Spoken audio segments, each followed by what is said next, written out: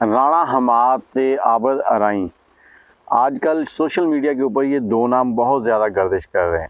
اب اس کے پیچھے کہانی کیا ہے کہ کچھ مہینے پہلے رانا حماد جو تھا اس کے رشتہ دار جن کے ساتھ ان کی کچھ دشمنی چل رہی تھی تو انہوں نے قتل کر دیا تھا، اور جب انہوں نے قتل کیا تو اس کا ایک یار تھا عابد ارائیں، جس نے آج یاری کی ایک ایسی مثال قائم کر دیا کہ جو آنے والے کئی صدیوں تک وہ دی جائے گی، ایک نام لکھا جائے گا کتابوں کے اندر ارائیں کا۔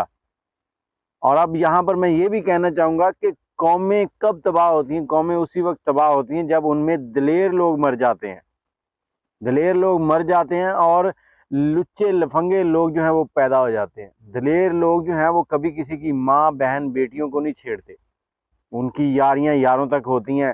اگر کسی یار کے ساتھ بیٹھ کر کسی کے در پہ کھانا بھی کھا لیا تو اس گھر کو اپنا گھر سمجھتے ہیں، اس کی رکھوالی ہمیشہ کرتے ہیں۔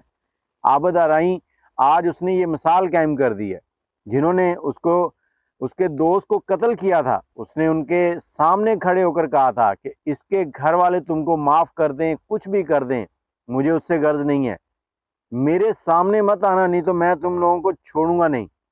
اور وہی ہوا کہ ایک دن چوک کے اندر دشمن جو ہے وہ سامنے آئے، دو لوگ تھے، اور دونوں کو اس نے پھر للکار کر مارا۔ اس نے کہا اب بھاگ لو جہاں تک بھاگ سکتے ہو، میں نے کہا تھا میرے سامنے نہیں آنا، اور دونوں کو قتل کر دیا۔ اس کے بعد اس نے گرفتاری دے دی، اور گرفتاری کے وقت ایک ایسا مجمع، ایسا جمع غفیر تھا جیسے عابد ارائیں نے کوئی قلعہ فتح کر لیا ہے۔ تو یہ تھی یاری۔ اور دوسری طرف ایک یار تھا وہ امیر پلاج کا۔ اب یہاں پر میں یہ بھی کہنا چاہوں گا کہ دوستیاں بھی کئی طرح کی ہوتی ہیں، اگر آپ برے ہیں تو آپ کے دوست بھی برے ہی ہوں گے۔